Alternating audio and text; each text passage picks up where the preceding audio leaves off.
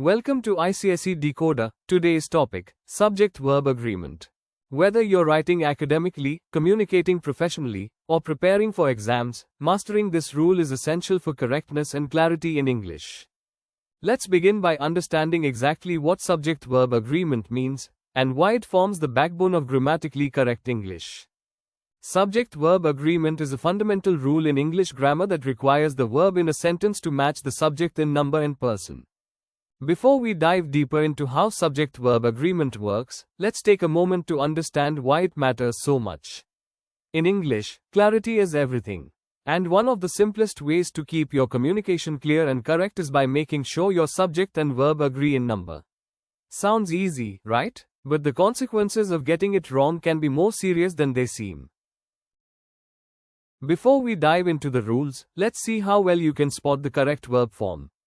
Try this quick example-cum-test, and don't worry, we'll explain everything afterward. You'll see a sentence with two verb options. Choose the one you think is correct and write your answers in the comments below. Ready? Let's begin. And the correct answer is: the teachers were preparing for the meeting. Got it right or still unsure?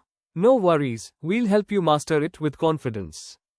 Let's talk about an essential grammar rule. A finite verb must agree with its subject in both number and person. That means the verb changes depending on who the subject is, first, second, or third person, and how many, singular or plural. Let's look at a few examples. I am wrong. Here, am agrees with the first person singular subject, I. The cat runs fast. Cat is third person singular, so the verb runs takes an s to match. We know him well. We is first person plural, and the verb know matches that form. So remember, the subject controls the verb form in every sentence. This agreement is what keeps your grammar clean, clear, and correct. Now let's understand a common grammar mistake called the error of proximity. Pushpin, what is it? Sometimes, a verb is incorrectly made to agree with a nearby noun instead of the actual subject of the sentence. This happens because the closer noun seems like the subject, but it isn't. Let's look at two correct examples. The state of affairs is sure to cause him anxiety.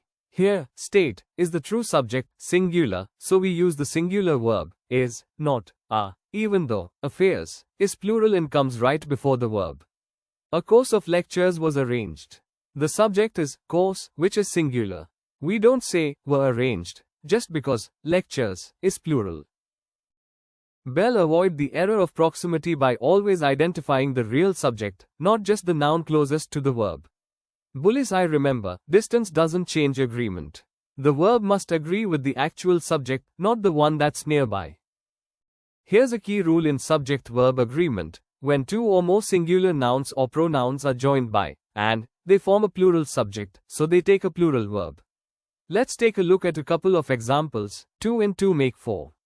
Even though each, two, is singular, together they create a plural idea, so we say, make, not, makes. Ajit and I are great friends. Ajit and I together form the subject, so the correct verb is are. The takeaway? Whenever you see two or more singular items joined by and, make sure your verb is plural to match the combined subject. Now that you've got the rule, let's put it to the test. Try these questions on your own, and drop your answers in the comments. We'll go over the correct answers in the next part. Alright, it's practice time. Take a look at question 1, U-L. Your options are, look or looks. Think carefully, what verb form matches the subject, you. Now, question 2, the introduction of reforms not liked by the aristocracy. Choose between, was or were. Remember to focus on the real subject, not just the nearest noun. Drop your answers in the comments, and we'll discuss the correct choices in the next part.